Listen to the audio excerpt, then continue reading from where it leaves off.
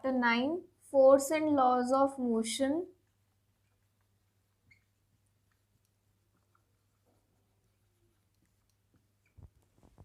We have done until the first law of motion. So today we'll start the second law of motion. You know that these laws were given by Newton's. So these are basically called as Newton's first law of motion or Newton's second law of motion or Newton's third law of motion. There are three laws. So today we'll study the second law of motion. Actually, the first law gives us the definition of force. Force is that quantity which helps to push or pull on an object. किसी object को push या पुल करने के लिए कोई जो quantity apply होती है उसको हम क्या बोलते हैं? फोर्स, है ना.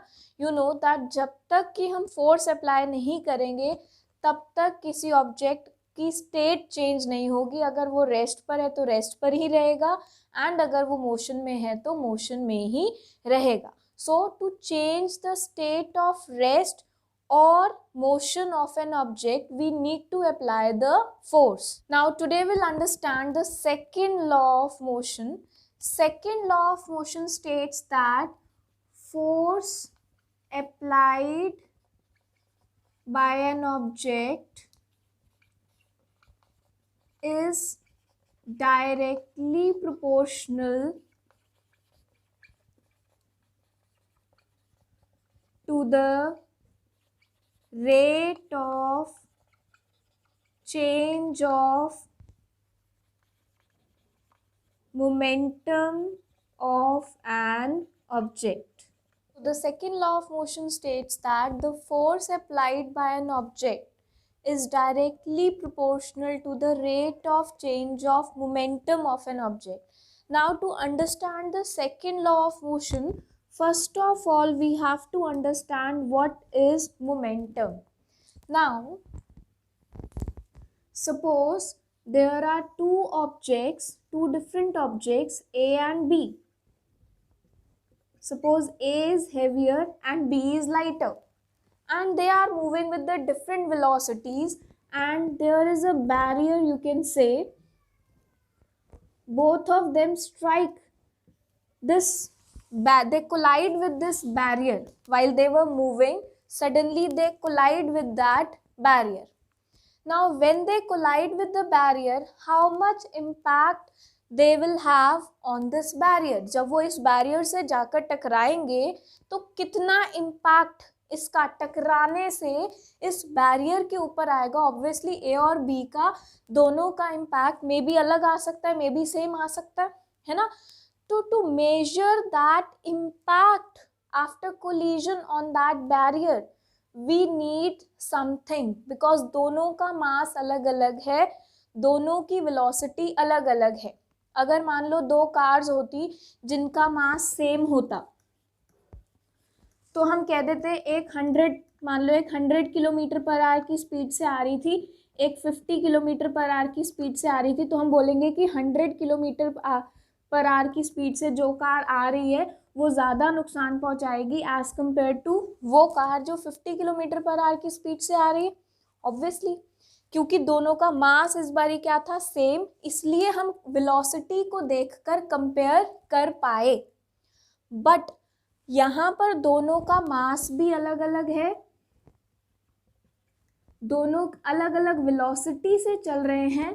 Now we can't compare their impact just by using mass or by using their velocities, because दोनों का मास भी अलग अलग है और दोनों की वेलोसिटी भी अलग अलग है. इसको दूसरे तरीके से समझते हैं. अब मान लो एक ट्रक, एक मैसिव ट्रक और एक स्मॉल सी कार, दोनों 80 किलोमीटर पर आवर की स्पीड से आ रहे थे, तो भी हम बता सकते हैं कि ट्रक ज़्यादा नुकसान पहुंचाएगा बैरियर को as compare to car, because truck का मास क्या है? ज़्यादा. तो अब वेलोसिटी सेम थी लेकिन मास अलग अलग था, तो भी हमने कंपेयर कर लिया. तो मतलब दोनों में से, मास और वेलोसिटी में से कोई एक चीज़ तो सेम होनी चाहिए, तब तो हम कंपेयर कर सकते हैं कि किसका इम्पैक्ट ज़्यादा आएगा आफ्टर द कोलिजन. बट अगर दोनों ही डिफरेंट हैं, मास भी अलग अलग है, वेलोसिटी भी अलग अलग है, तब हम उसको कंपेयर नहीं कर सकते. Now to compare we need another quantity, and that quantity is basically called as momentum. In short, you can say momentum is the measure of impact of force. जब कोई ऑब्जेक्ट किसी ऑब्जेक्ट से टकराया, उसने उस पर फोर्स लगाई, उस फोर्स का जितना इम्पैक्ट आया, that is called as momentum. But हम इस तरह से डिफाइन नहीं करते, ये हमारी अंडरस्टैंडिंग के लिए है, फिजिकल सिग्निफिकेंस है इसका. Okay, now momentum, it is the product of mass and velocity of an object. किसी एक ऑब्जेक्ट का जो मास है इनटू उसकी जिस वेलोसिटी से वो चल रहा है, इन दोनों का product, that is called as momentum. We present momentum with p. जैसे मास को m से प्रेजेंट करते हैं, वेलोसिटी को v से प्रेजेंट करते हैं, similarly we present momentum as p. And pa, suppose a का मोमेंटम क्या होगा, mass of a into velocity of a. b का मोमेंटम क्या होगा, mass of b into velocity of b. So momentum का फॉर्मूला बन गया mass into velocity, p is equal to m into v. Now what will be the unit of momentum? Mass की unit kilograms, velocity की unit metre per second. तो मतलब momentum की unit बन गई kg into metre per second. So unit of momentum is kg meter per second. Momentum is mass into velocity and its unit is kg meter per second. If we are talking about initial momentum of an object, then initial momentum will be pi, that is mass into initial velocity.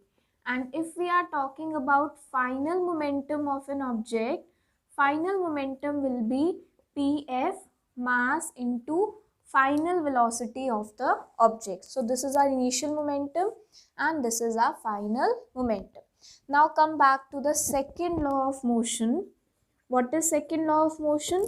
That force applied by an object is directly proportional to rate of change of momentum of an object. That is directly proportional to rate of change of momentum of an object. Now rate means per unit time. Time के साथ means 1 second में या 1 minute में या 1 hour में.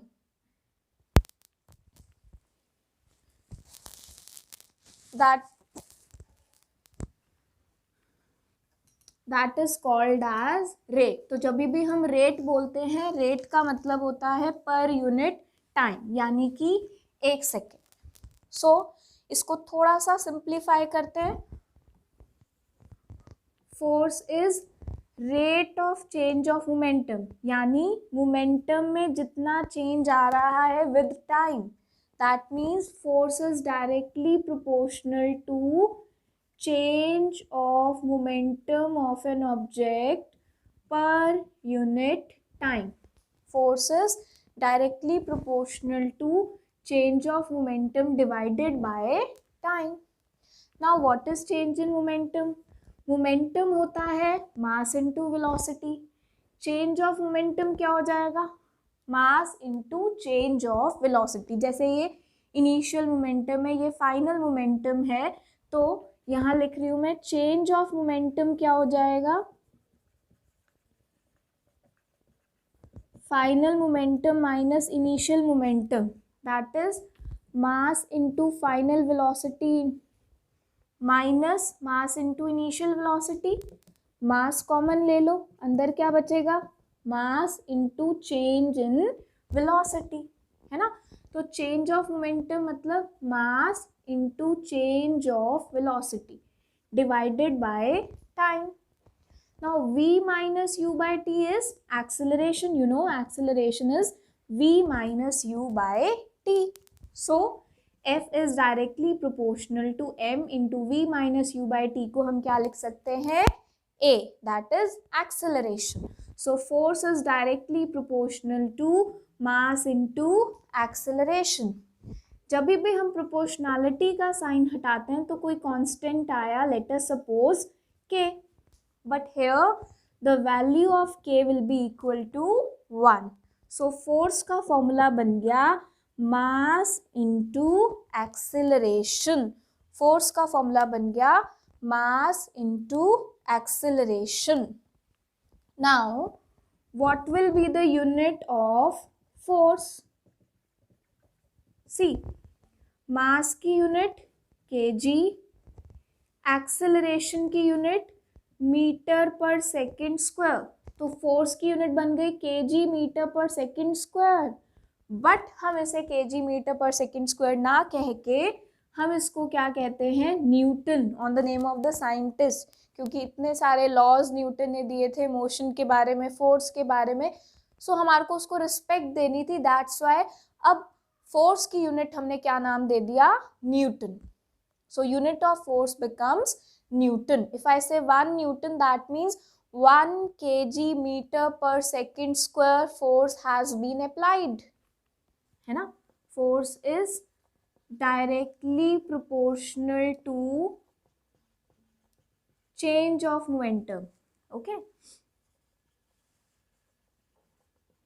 That means कि अगर change of momentum बढ़ेगा तो फोर्स भी बढ़ेगी. ये वही बात हो गई कि मान लो एक बड़ा सा ट्रक है जिसका मास बहुत ज़्यादा है और वो बहुत 100 किलोमीटर पर आवर की स्पीड से आ रहा था.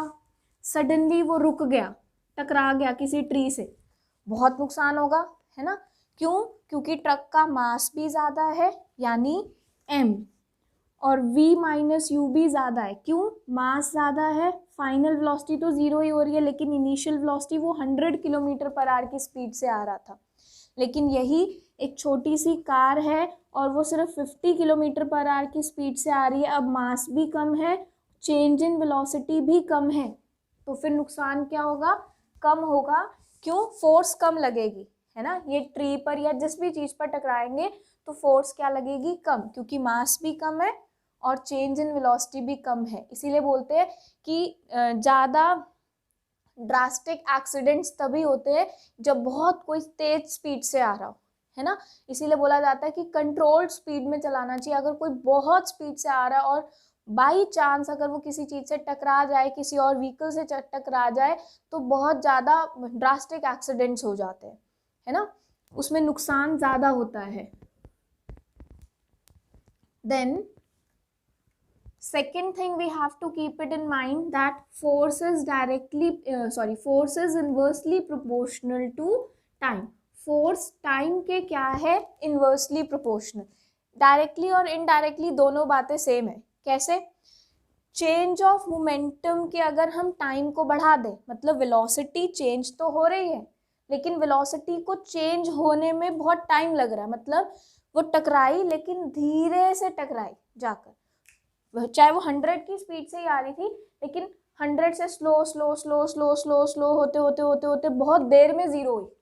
होता है ना कई बारी, बहुत देर पहले ही ड्राइवर ने ब्रेक अप्लाई कर दी, स्लोली स्लोली स्लोली फिर वो ट्री से जाकर टकराए. अब तो इतना नुकसान नहीं होगा क्योंकि चेंज इन वेलोसिटी अभी भी 100 से ज़ीरो है, लेकिन अब वेलोसिटी को 100 से ज़ीरो आने में टाइम क्या लग गया? बहुत ज़्यादा टाइम ज़्यादा लगा. तो अगर स्लोली ट्री से टकराती है तो इतना नुकसान नहीं होगा, लेकिन सडनली ट्री से टकराती है तो नुकसान ज़्यादा होगा. तो मतलब if time of impact is high, अगर टाइम ऑफ इम्पैक्ट ज़्यादा है तो फोर्स क्या हो जाएगी? देन फोर्स विल बी लो, मतलब कम लगेगी फोर्स. लेकिन यही कोई चीज़ एकदम से 100 से ज़ीरो वेलोसिटी हो रही है विद इन 2 सेकेंड्स, एकदम से ब्रेक्स अप्लाई करी और एकदम से जाके टकरा गया, इन दैट केस नुकसान क्या होगा? ज़्यादा. क्योंकि टाइम क्या है? अगर टाइम ज़्यादा है तो फोर्स कम लगेगी, लेकिन अगर टाइम कम है तो फोर्स क्या लगेगी? ज़्यादा. Okay, so force is directly proportional to change of momentum but is inversely proportional to time. Change of momentum के डायरेक्टली प्रोपोर्शनल है, बट टाइम के क्या है, force inversely proportional. These are the two things that we have to keep in mind. F is equal to m into v minus u by t. Sometimes हमें final velocity, initial velocity, time, mass सब कुछ given होता है, तब हम force का ये formula लगाते हैं, और अगर सीधा सीधा मास और एक्सेलरेशन गिवन है तो हम ये फॉर्मूला लगा सकते हैं. हम इससे ये भी कह सकते हैं force is directly proportional to mass, force is directly proportional to acceleration. अब देखो, जो हम बात कर रहे थे कि कार की वेलोसिटी 100 से 0 होने में टाइम ज़्यादा लग रहा है, तो इसका मतलब एक्सेलरेशन क्या है, कम है ना. एक्सेलरेशन कम है तो फोर्स भी कम लगेगी, वही बात हो गई ना. ठीक है, फोर्स कम हो जाएगी. लेकिन अगर कार की वेलोसिटी 100 से 0 होने में टाइम बहुत कम लग रहा है तो एक्सेलरेशन ज़्यादा है. ऑब्वियसली एक्सेलरेशन क्या होता है, rate of change of velocity. तो अगर rate of change of velocity ज़्यादा है तो फोर्स भी ज़्यादा होगी, और अगर rate of change of velocity कम है तो फोर्स भी क्या होगी, कम.